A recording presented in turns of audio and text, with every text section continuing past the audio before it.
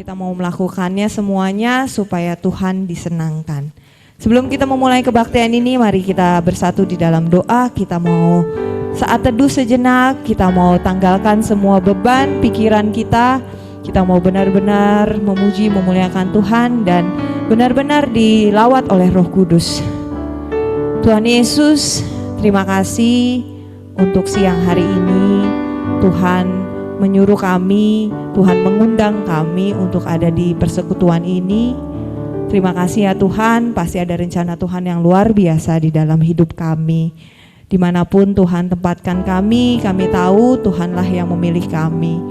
Tuhan Yesus, kami mau benar-benar duduk diam, memuji, memuliakan Engkau dan dikuatkan oleh kebenaran firman-Mu. Terima kasih untuk Bapak Pendeta yang sudah bersama-sama kami. Ini kami Tuhan, pakai kami untuk kemuliaan nama-Mu saja. Terima kasih Bapak, hanya di dalam nama Tuhan Yesus kami berdoa. Amin. Yang di Raja Wali Play saya undang berdiri, kita berjabat tangan, kita mau katakan langit dan bumi pujilah Tuhan. Yang di Zoom kita dadah-dadah. Mari kita katakan langit dan bumi pujilah Tuhan.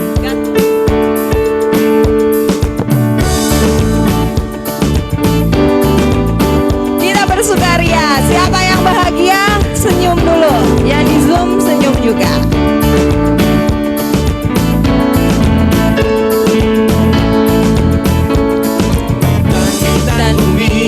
Pujilah Tuhan, sebab Dia ciptakan semuanya. Keagungannya mengatasi langit bumi, sembah sujud di hadapan. Katakan langit dan bumi. Langit dan bumi pujilah Tuhan, sebab Dia ciptakan semuanya. Keagungannya mengatasi langit bumi, sembah sujud di hadapannya. Ku puji, ku sembah, ku puji, ku sembah Yesus Kristus Sang Penebusku. Ku puji, ku sembah, ku puji, ku sembah Yesus Tuhan dan Raja. Katakan haleluya. Haleluya. Amin. Haleluya. Amin. Haleluya. Amin. Haleluya. Amin. Kita nyanyikan sekali lagi dari awal.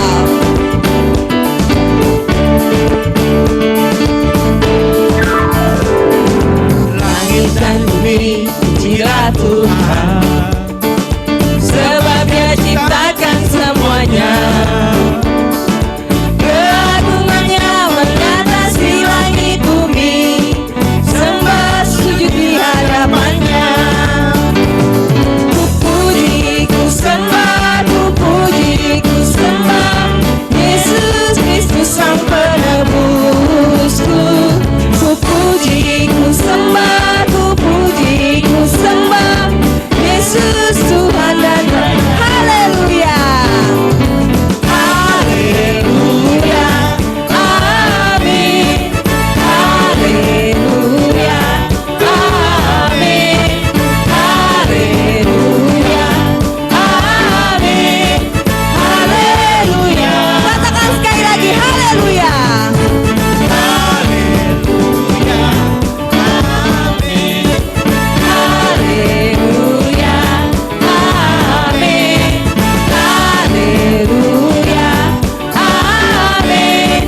Haleluya. Amin. Haleluya. Amin. Tepuk tangan buat Tuhan kita. Saya mau bertanya, siapa yang hari ini bahagia? Agak aneh menunjukkan kebahagiaan kalian, saudara-saudara. Coba senyum dulu. Nah, ini baru bahagia. Tadi kurang. Yang di Zoom, Rikinyo, bahagia nggak yang di Zoom? Bahagia, oke. Kita mau nyanyikan lagi dengan bahagia. Ya Pak Pendeta ya? Kan harus senyum ya Pak Pendeta ya? Iya betul kan?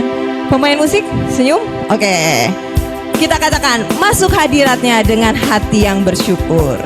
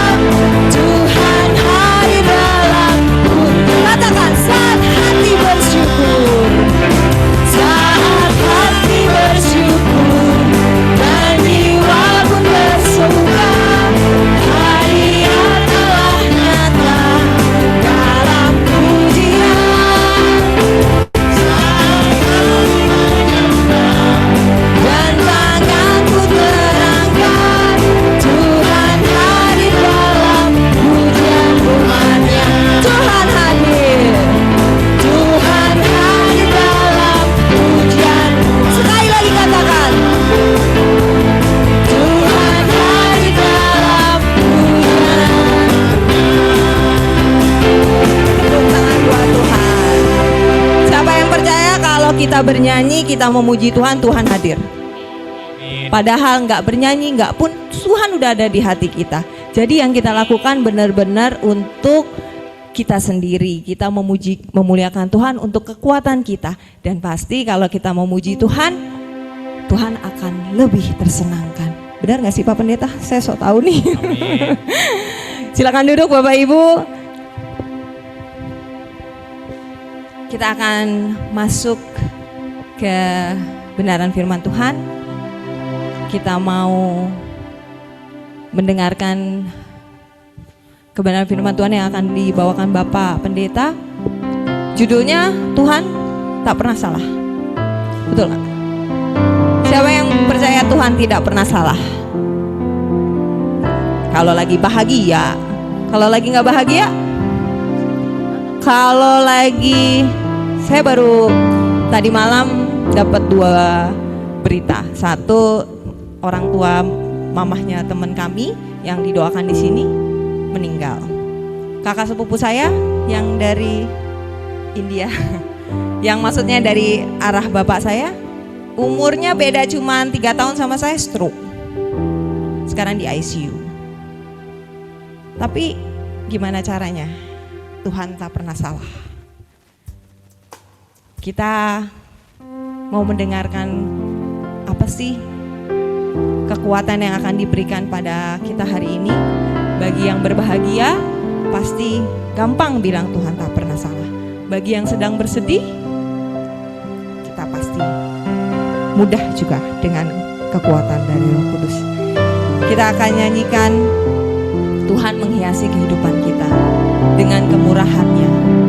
Dia yang rancangkan masa depan kita. Jadi Tuhan tidak pernah salah untuk masa depan kita.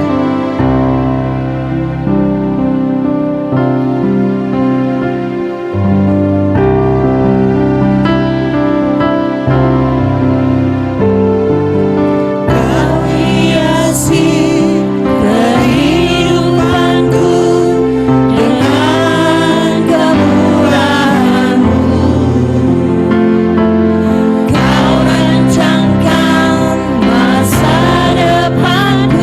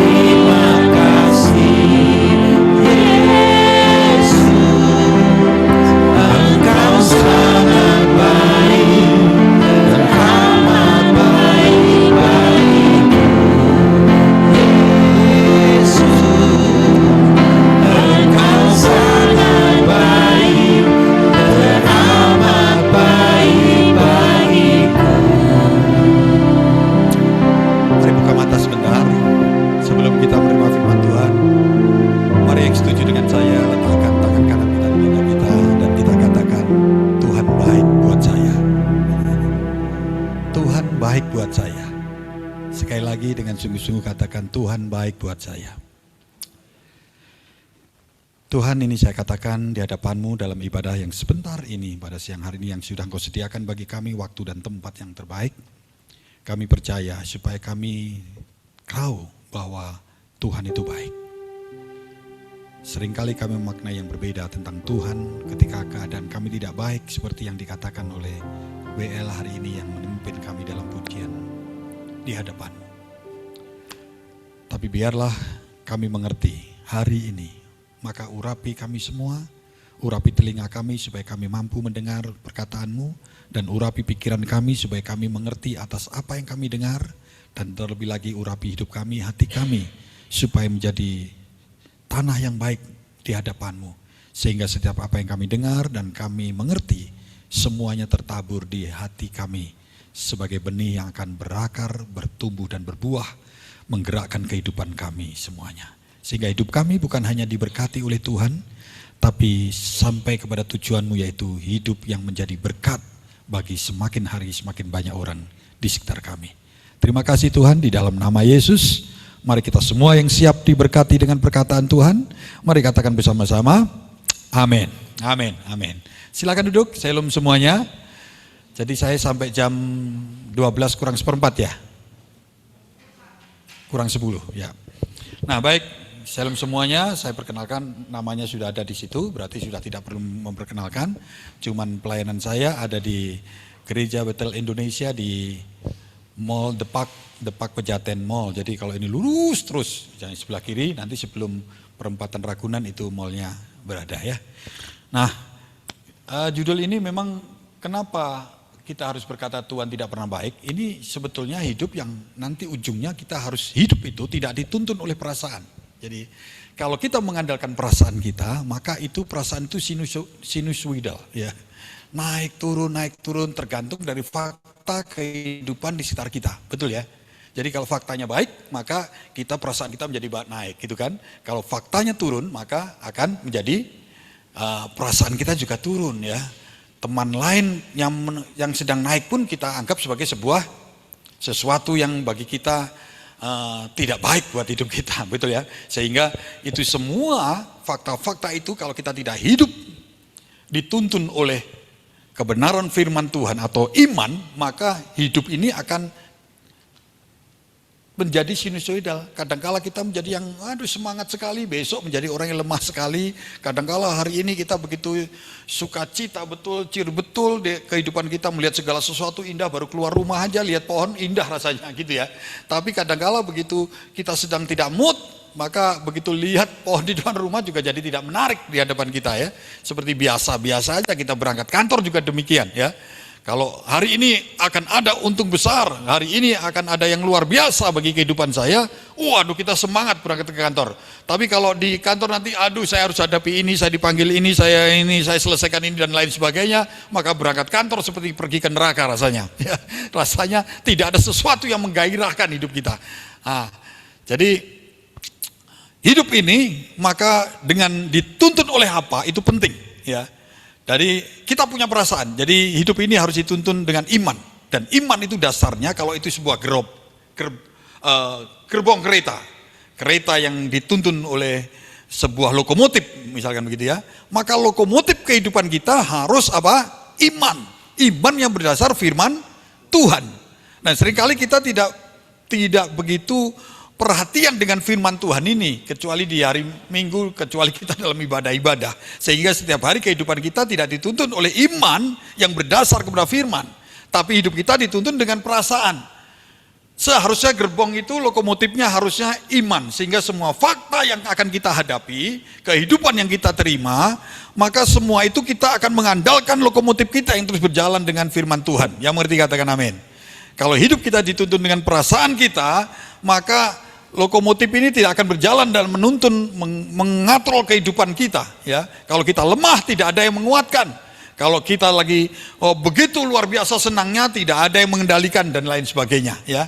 Maka betapa pentingnya ini, seringkali iblis itu akan memakai perasaan kita ya. Seringkali iblis itu akan tugasnya itu menipu, membunuh dan membinasakan, artinya memisahkan dengan Tuhan. maka tujuan dia adalah menipu yang pertama yang dia lakukan.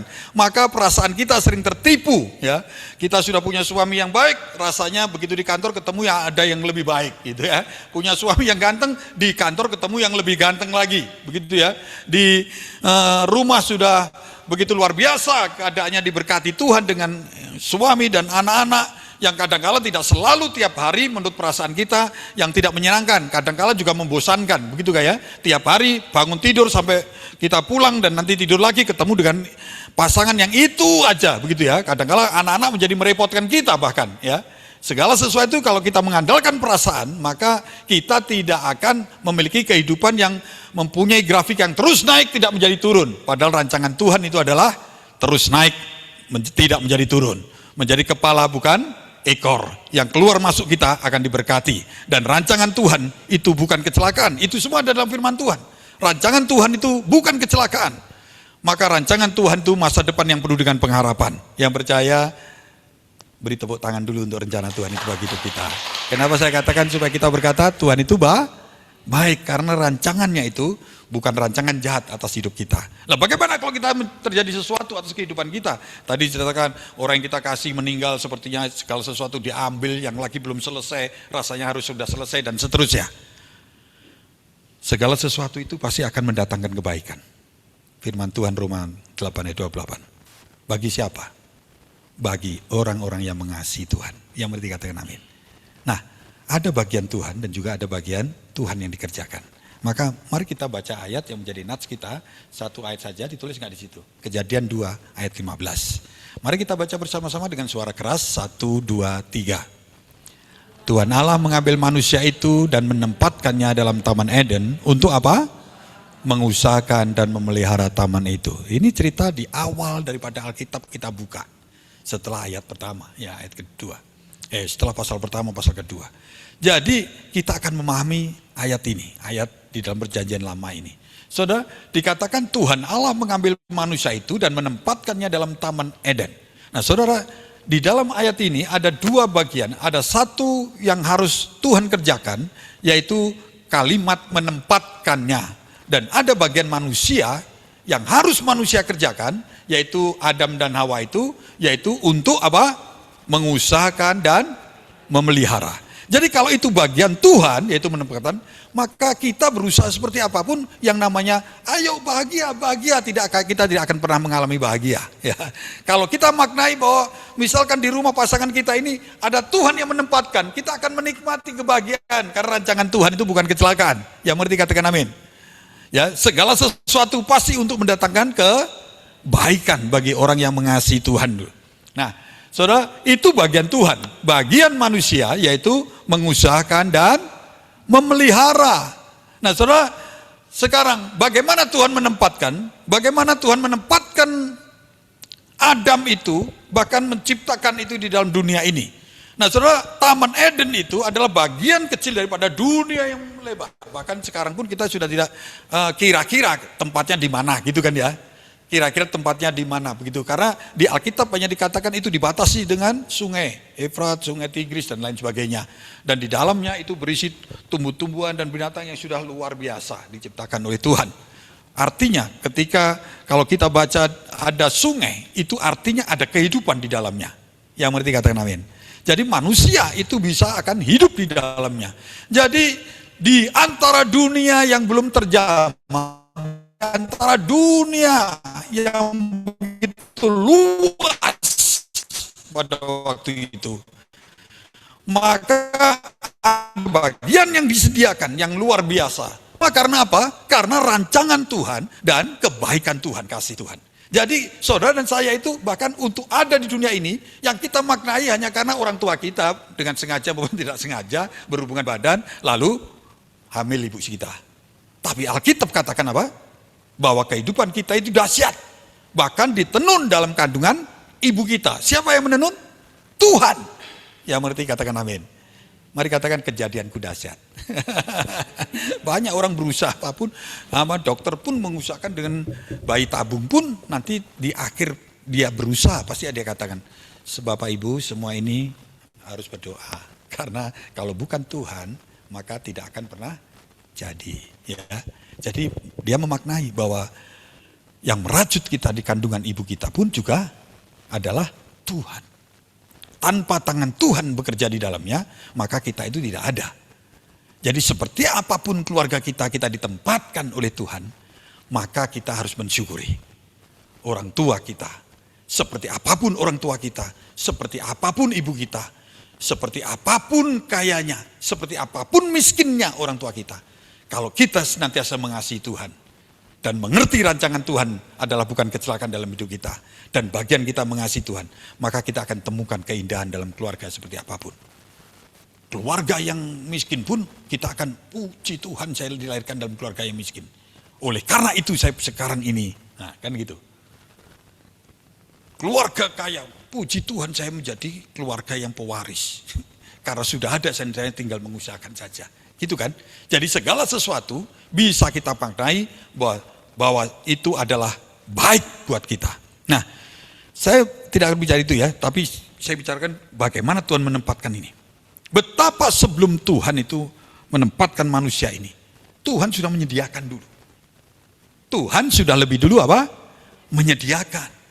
Manusia tidak diletakkan di dunia yang belum tergarap. Karena sebagian dunia ini memang sudah dipisahkan antara darat dengan air. Sudah ada terang, sudah ada gelap. Kalau tidak ada terang maka gelap menjadi malam. Maka diciptakanlah bulan dan sebagainya dan seterusnya. Memang sudah ada. Tetapi belum ada di sana kehidupan. Belum ada yang bisa menjamin bahwa manusia itu kalau ditempatkan disebar aja di dunia pada saat itu maka hidup. Tapi Tuhan itu merancang. Tuhan itu menyediakan dulu. Tuhan itu merencanakan dan manusia itu diciptakan. Jadi kita katakan bahwa Tuhan itu baik karena begitu besar kasihnya kepada manusia. Yang mengerti katakan amin. Sehingga ketika manusia jatuh dalam dosa pun, karena begitu besar kasih Allah akan dunia ini, maka dia menyerahkan anak yang tunggal, siapa namanya? Yesus. Untuk menjadi manusia. Kita yang terbatas, yang tidak bisa mengenal Allah, yang tidak terbatas dan tidak kelihatan, maka dia menjadi manusia supaya kita yang terbatas bisa tahu Allah yang tidak terbatas itu. Yang mengerti katakan amin? Yang mengerti katakan amin? Kayaknya belum yakin ya, bahwa Allah kita tidak terbatas. Ya. Karena seringkali kalau kita punya masalah, kadang-kadang di mana Tuhan, gitu kan?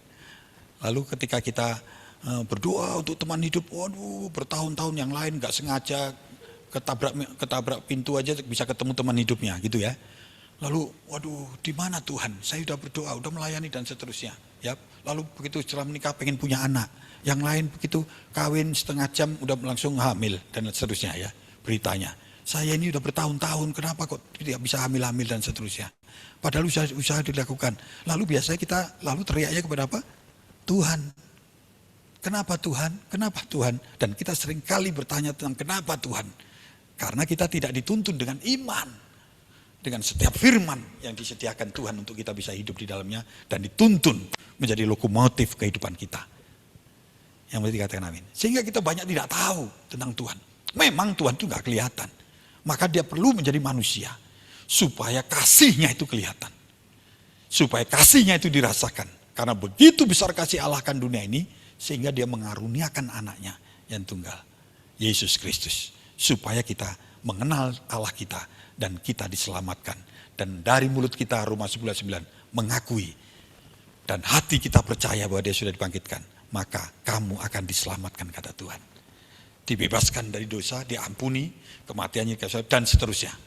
Ya, ini kok sudah khotbah Paskah, baru lewat padahal. Nah jadi, saudara, ini semua adalah rencana Tuhan. Ini semua adalah perbuatan baik Tuhan. Sehingga ketika menciptakan manusia, maka disediakan yang namanya Taman Eden. Saudara nggak usah perlu nyari Taman Eden itu, tapi harus mencari maknanya apa, kenapa manusia diletakkan di dalamnya. Ya, kenapa ada di sana? Karena begitu besar kasih Allah ini kepada manusia. Jadi sebelum semuanya ada, maka Tuhan itu sudah merencanakan. Sehingga dalam Paulus itu mengenal itu dalam Perjanjian Baru, maka dia berkata di dalam Efesus ya. Dalam Efesus 2 ayat yang ke-10 dikatakan begini. Karena kita ini buatan Allah, diciptakan diciptakan dalam Kristus Yesus, artinya buat saudara dan saya yang percaya Yesus adalah Tuhan, untuk melakukan apa? Pekerjaan baik yang dipersiapkan Allah, yang dipersiapkan oleh Allah sebelumnya. Ia mau supaya kita hidup di dalamnya.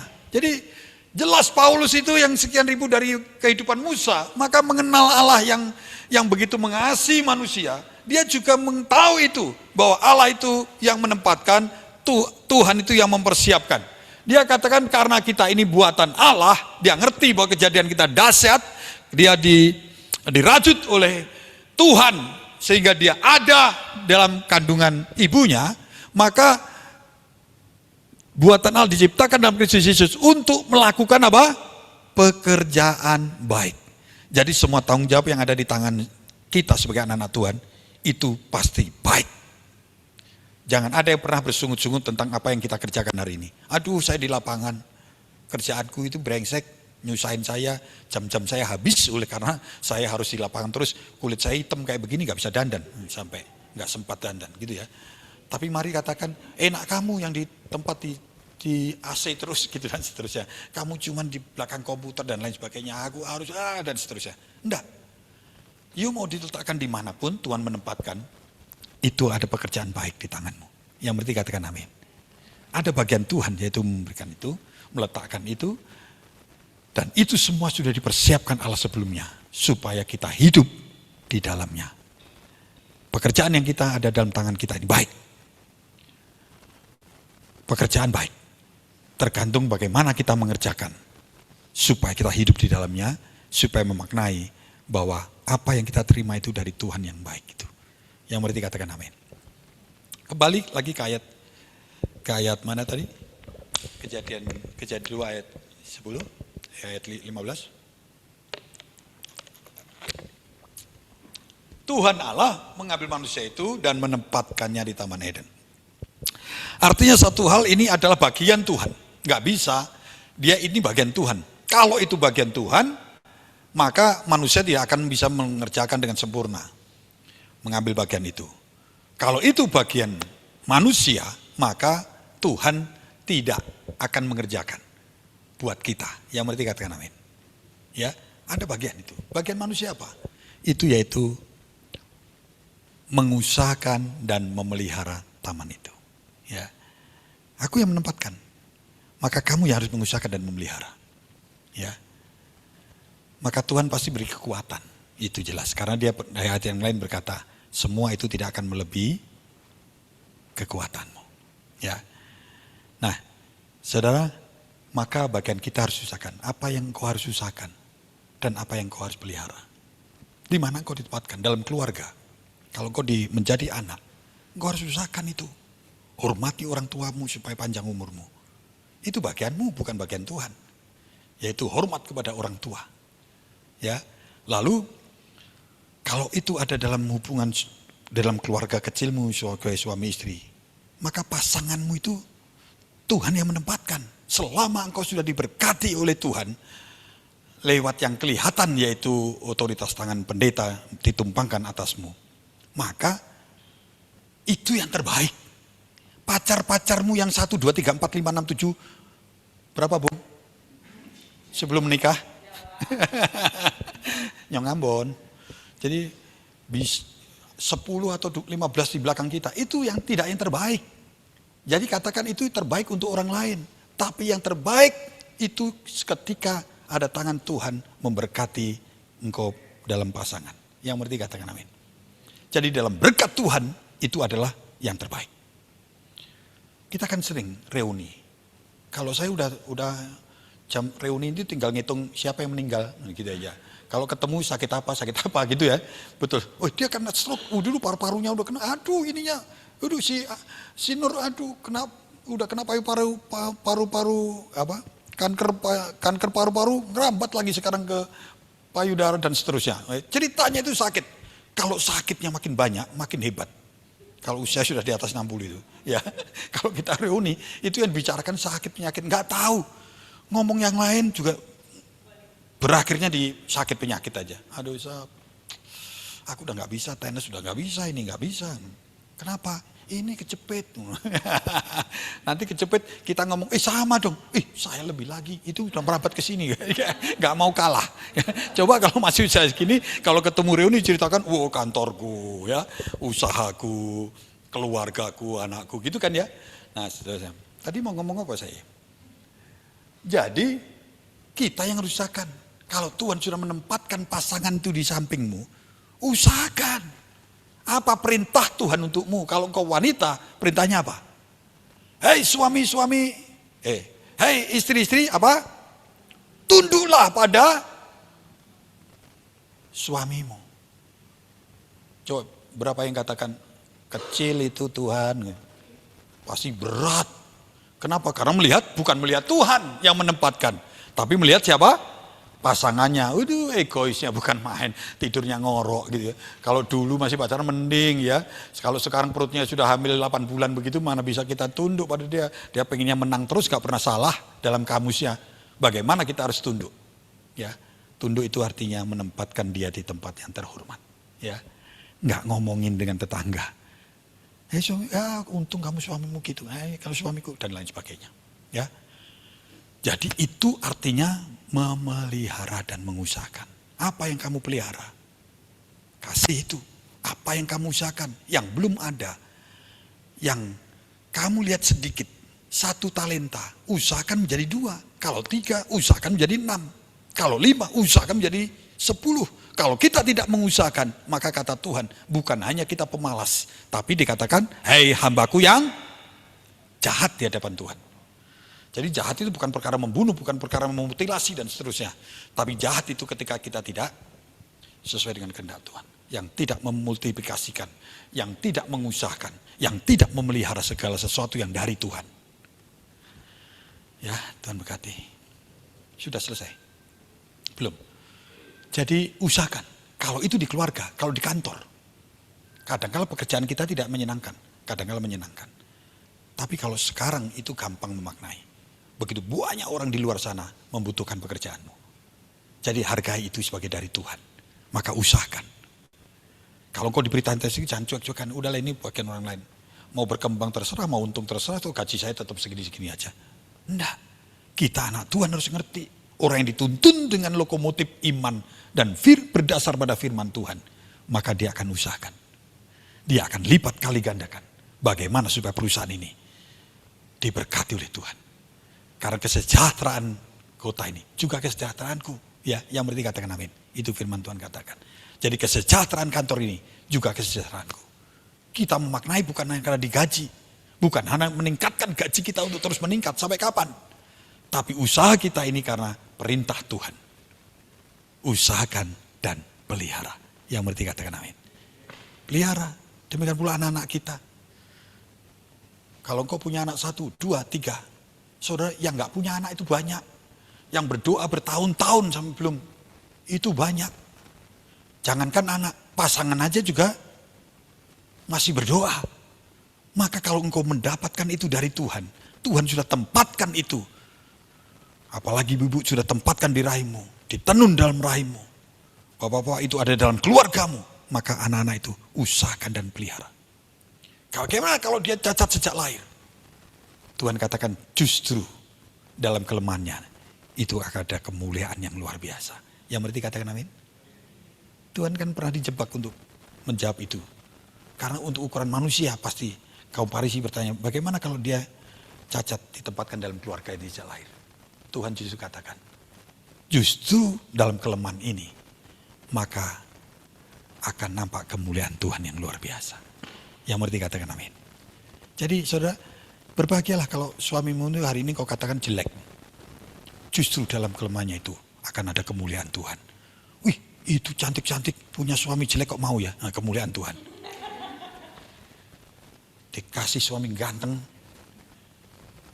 yang naksir malah lebih banyak. Usahakan, yang penting pelihara. Hei istri-istri, hei suami-suami, apa yang harus kau usahakan? Apa Bung? Yang diusahakan untuk istri? Sudah punya? Sudah. Apa yang harus diusahakan? Banyak. Harus kerja keras. Supaya dia. Sampai kapan? Nah, tapi yang diusahakan adalah seperti kita harus dituntun firman Tuhan. Lokomotif harus menjadi iman kita. Hai suami-suami, apa? Kasihlah istrimu seperti engkau mengasihi dirimu sendiri. Jadi kasihlah. Jadi Pak, bagaimana mengasihi istri yang cerewet yang kayak begitu? Kalau mengasihi dia pacaran dulu, aduh bodinya masih mantap. Sekarang sudah mengembang ke kanan, ke kiri, ke depan, ke belakang. Bagaimana mengasihi yang seperti demikian? Kalau mengasihi teman kantor yang cantik itu, ayo enak. Tapi mengasihi istri yang kayak begini, kita berangkat kantor dia masih tidur ngorok, ya kan? Kalau kita dapat tahu bahwa kita, waduh habis dari luar kota, pasti dapat uang luar kota lebih banyak, waduh sudah di depan pintu, udah harus store. Maka kerjakan bagian, usahakan dan pelihara, bukan memelihara pelitnya itu, tapi pelihara hubungan suami istri itu. Sebagai suami yang terus mengasihi, perintah Tuhan apa? Istri kita. Jangan tunggu dia untuk membalas mengasihi kita. Berikan kasih dia. Maka kalau suami mengasihi lebih dulu, seperti Tuhan mengasihi kita, maka istri itu akan tunduk, mudah mengerjakan bagiannya, yaitu untuk tunduk kepada suami. Menempatkan suami di tempat terhormat. Yang mengerti katakan amin. Hai hamba-hamba, taatlah kepada tuanmu. Gimana kalau tuannya gaji saya kecil? Gimana kalau tuan saya ngincer terus sama saya? Kalau kerjaan berat kasih ke saya, kerjaan ringan kasih yang sana. Hai hamba-hamba, sebagai pelayan harus tetap taat dan setia itu.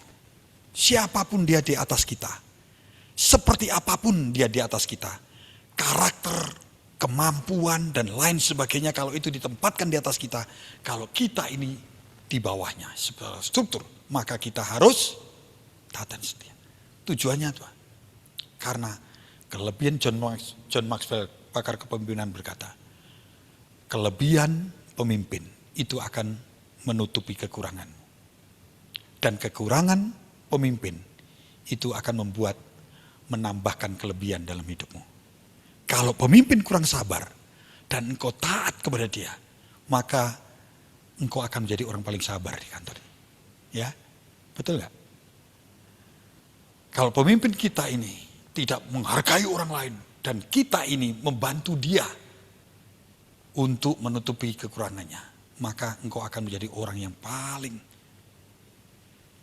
bijaksana untuk menghargai karyawan lain di hadapan Tuhan. Yang berarti katakan amin. Itu memelihara dan mengusahakan. Ya. Saudara, sebagai apa kita semua? Pasti ada tanggung jawab yang Tuhan berikan. Karena apa? Karena apa? Rancangan Tuhan itu bukan kecelakaan. Tidak ada yang tanpa rencana. Saudara, saya baru tangani jemaat. Saudara, begitu dia tidak mendapatkan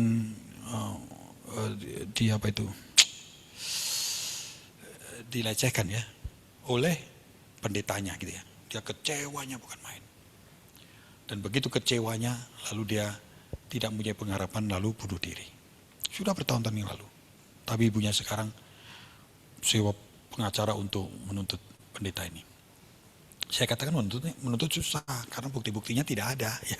Memperkosa aja susah, apalagi melecehkan. Tapi Bu, saya akan bantu, tapi bagian kita adalah serahkan dia kepada Tuhan.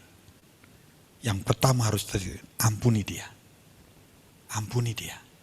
Karena selebihnya nanti adalah bukan bagian kita. Nanti bagian Tuhan. Nanti pengampunan kita itu seperti bara api di atas kepalanya yang membuat dia bertobat. Yang berarti katakan amin. Ya, gitu. Jadi ada bagian kita dan ada bagian Tuhan. Kadang-kala kita tidak mampu menahan diri harus membalas. Rasanya kalau ditampar pipi kiri, gimana nyerahin pipi kanan. Hajar masih punya kemampuan. Mau saya tampar? Praktek. Pasti marah. Ya. Tapi kalau Tuhan itu di atas kayu salib berkata, ampunilah dia yang tidak mengerti apa yang dia perbuat. Maka itu bagian Tuhan, bagian Bapa nih. menangani. Yang berarti katakan amin.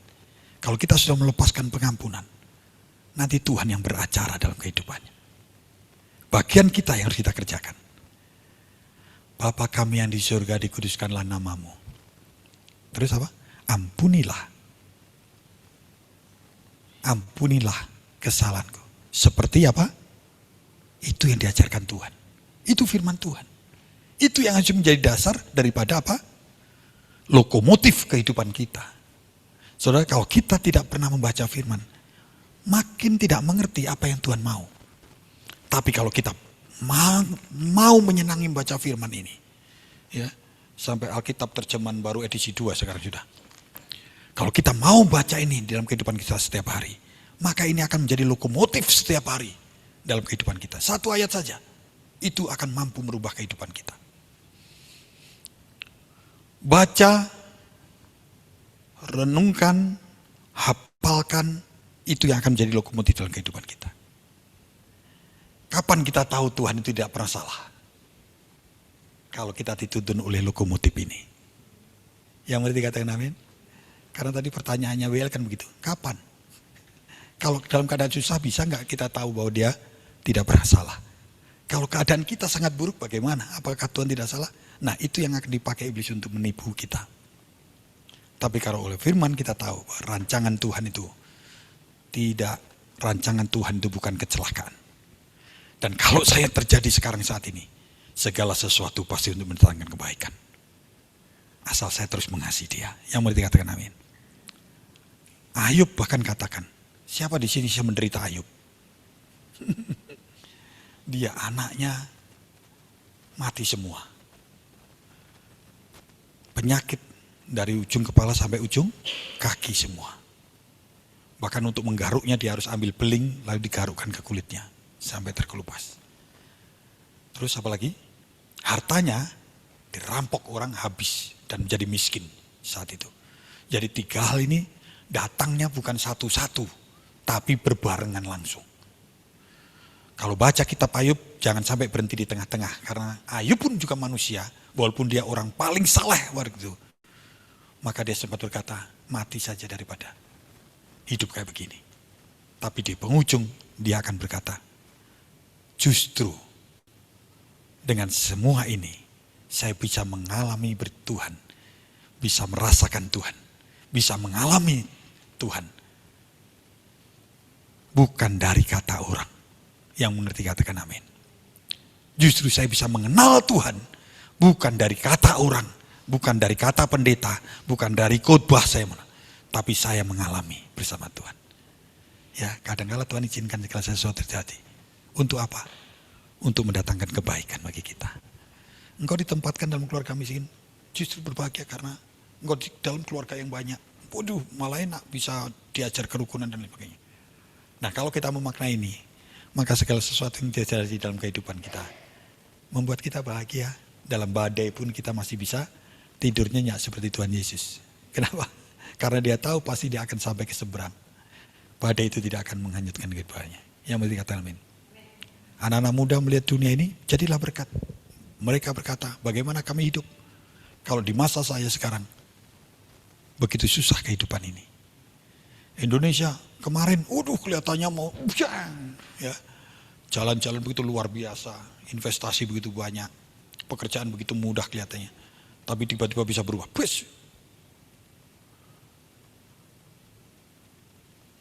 Semua pasti nyalain pemerintah. Orang yang flexing langsung di Nepal sampai PM-nya istrinya mati, terbakar. Menteri diangkat-angkat sampai telanjang. Di sungai dipukuli, lari sampai nyepun sungai dipukuli, dikejar dan lain sebagainya. Karena gambaran-gambaran yang kemarin itu menimbulkan si kaya dan si miskin yang luar biasa. Bagaimana kalau tiba-tiba dunia berubah? Kita akan tetap bisa berbahagia. Karena kita tahu ada Tuhan, rancangannya bukan kecelakaan bagi hidup kita. Dan segala sesuatu pasti mendatangkan. Bahkan di tangan kita ada pekerjaan-pekerjaan baik yang kita harus hidup di dalamnya. Yang mengerti kita bangkit berdiri. Mari katakan bersama-sama, amin. Tuhan memberkati semuanya. Mari katakan kepada Tuhan, saya boleh. seperti rusa rindu sungaimu, jiwaku rindu Engkau. Kaulah Tuhan hasrat hatiku, ku rindu menyembahmu. Engkaulah kekuatanku, Engkau kekuatan dan perisaiku. Kepadamu rohku berserah. Kaulah Tuhan hasrat hatiku, ku rindu menyembahmu. Mari katakan bersama-sama.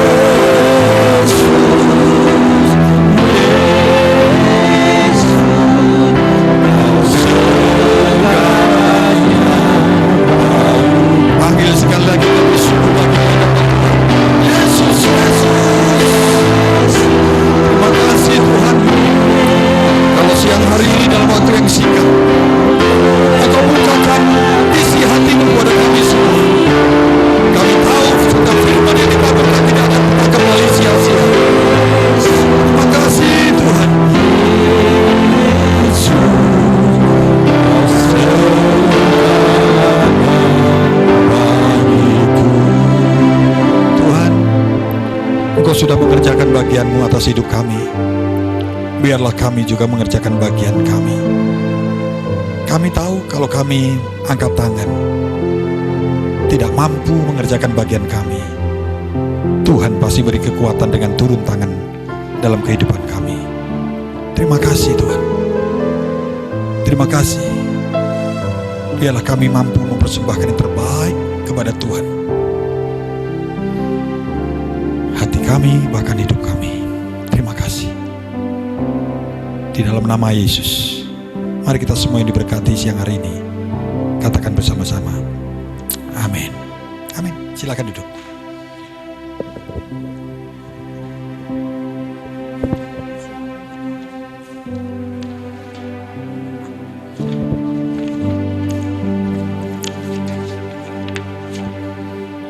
Ya, terima kasih Pak. Kita semakin yakin kalau kita punya Allah yang luar biasa. Dan hidup kita dirancangkan bukan semata-mata ada. Kami mengucapkan terima kasih. Semoga pelayanan Bapak terus diberkati Tuhan, memenangkan banyak jiwa ya Pak. Sedikit pengumuman untuk Jumat 19 September kita akan dilayani oleh Bapak Pendeta Jifki Priyatelna. Dan kami mengucapkan terima kasih untuk persembahan yang diberikan melalui rekening terlampir atau melalui kotak yang di belakang. Kita akan mengakhiri ibadah ini. Terima kasih juga kehadirannya yang di Zoom dan yang di tempat ini. Kita tunggu minggu depan. Saya undang untuk berdiri, kita akan menyanyikan satu lagu dan kita akan tutup doa syafaat, doa berkat dengan Pak Pendeta.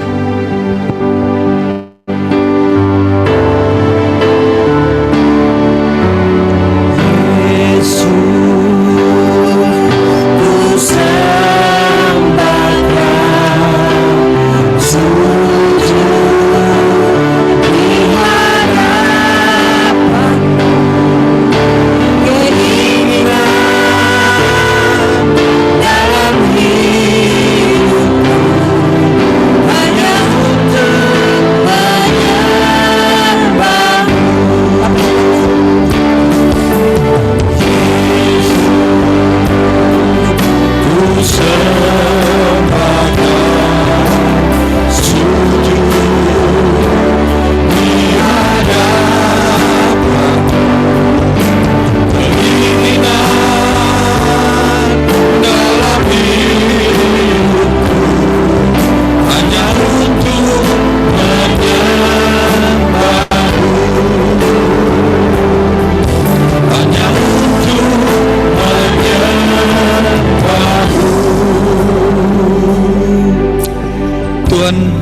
kami bersama-sama berdoa di hadapan-Mu, menyampaikan pokok-pokok doa kami. Kami berdoa untuk pemimpin di PT Raja Wali, kiranya terus di usianya yang semakin bertambah berikan kesehatan dan hikmat marifat dalam memimpin perusahaan ini. Biarlah hidupnya bukan hanya diberkati tapi menjadi berkat bagi seluruh yang dipimpin bahkan Indonesia ini. Terima kasih. Kami juga berdoa untuk PT Raja Wali Group dan semua anak perusahaan di bawahnya. Pemimpin-pemimpin yang sudah Engkau tempatkan di atas kami, jajaran manajemen yang mengatur kehidupan kami sebagai staf, dan juga kami sebagai staf yang paling atas sampai ke bawah. Biarlah semua ada dalam kendali tangan Tuhan, karena kami tahu Tuhan tidak kelihatan, tapi kuasanya, kasihnya, perbuatannya akan nampak dalam kehidupan kami. Sehingga perusahaan ini bukan hanya dipimpin oleh orang-orang pandai, tetapi juga Tuhan yang luar biasa. Kami sedikit, tapi dalam jumlah yang sedikit ini Engkau akan memperhitungkan sebagai api yang terus menyala. Seperti Abraham yang membela wilayahnya di hadapan Tuhan. Demikian pula biarlah anak-anak Tuhan yang di tempat ini bukan hanya ingin diberkati dengan perkataan-perkataan Tuhan, tapi juga akan mampu kehidupan kami menjadi terang dan garam.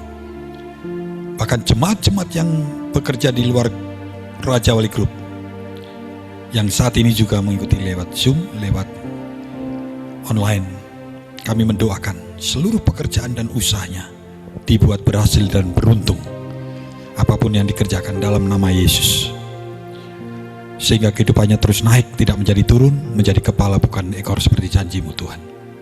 Tuhan sertai proses pemasarannya, hotel dan residen Regis dan Raja Wali Place Office Tower ini. Tuhan, kami serahkan semuanya ke dalam tangan-Mu. Kami percaya Tuhan yang memberkati, Tuhan yang membuka, Tuhan yang membangun, Tuhan juga yang akan memberkati. Biarlah kami mengusahakan memelihara semuanya ini Tuhan, termasuk persekutuan doa yang saat ini kami berkumpul. Berikan hati yang kasih Tuhan. Apa yang Tuhan mau biarlah kami juga mau. Apa yang Tuhan suka kami juga suka. Dan persekutuan ini adalah yang disukai oleh Tuhan. Biarlah hati kami Engkau bentuk seperti hati-Mu Tuhan, sehingga persekutuan ini menjadi tempat kami berkumpul bersama-sama, berakar, bertumbuh dan berbuah dalam kehidupan kami, khususnya di dalam pekerjaan kami di tempat ini. Kami juga berdoa untuk kesembuhan. Tuhan, sembuhkan. Engkaulah Yehovah Rafa, Allah yang mau menyembuhkan. Dokter biarkan mengobati, perawat juga memelihara, dan segala sesuatu obat diberikan untuk mengobati. Tapi kesembuhan biarlah berasal dari Tuhan ketika Engkau menumpangkan tangan. Terima kasih Tuhan. Terima kasih untuk semua itu. Juga kami berterima kasih ada di lahir di Indonesia. Kami bertumbuh di Indonesia. Kami dibesarkan, bahkan kami bekerja, bahkan kami berkeluarga di negeri ini. Biarlah mulut kami tidak mengutuki atas bangsa kami, tapi kami memperkatakan yang baik. Damailah Indonesia, diberkatilah Indonesia, diberkatilah tanahnya, udaranya dan semuanya. Dalam nama Yesus kami berdoa, dan sempurnakan ibadah kami dalam persekutuan ini dengan berkat yang terbaik yang dari Tuhan. Sebelum kami kembali ke tempat kami masing-masing bekerja, meneruskan pekerjaan kami kembali, mari arahkan hatimu kepada Allah yang adalah sumber berkat. Angkat kedua tanganmu dengan iman percaya, maka terimalah kasih karunia, damai sejahtera, sukacita, bahkan kebahagiaan berlimpah-limpah kau terima, berlimpah-limpah kau terima, sempurna di dalam anaknya yang tunggal, Tuhan Yesus Kristus. Dan kuasa serta pengurapan Roh Kudus menyertai mulai saat ini sampai Maranatha, bahkan sampai selama-lamanya. Mari kita semua anak-anak Tuhan yang diberkati, dan hidup kita harus menjadi berkat bagi semakin banyak orang. Katakan bersama-sama, amin. Amin. Bapa, terima kasih.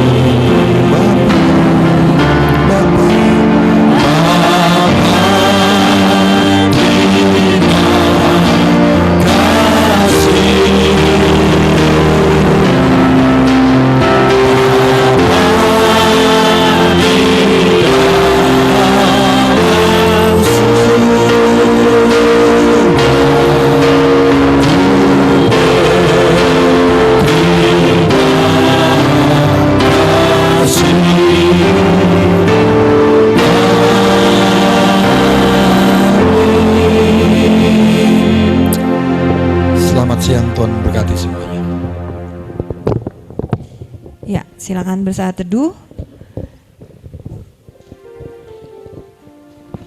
Oke, ibadah sudah selesai. Terima kasih untuk yang di Zoom dan yang di ruangan. Kita maju ke depan, kita foto. Yang di Zoom juga buka-buka layarnya. Ayo.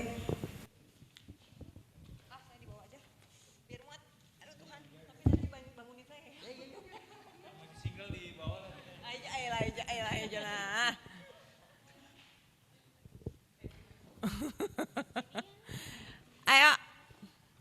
Aduh, gini aja, dengkul gue sakit.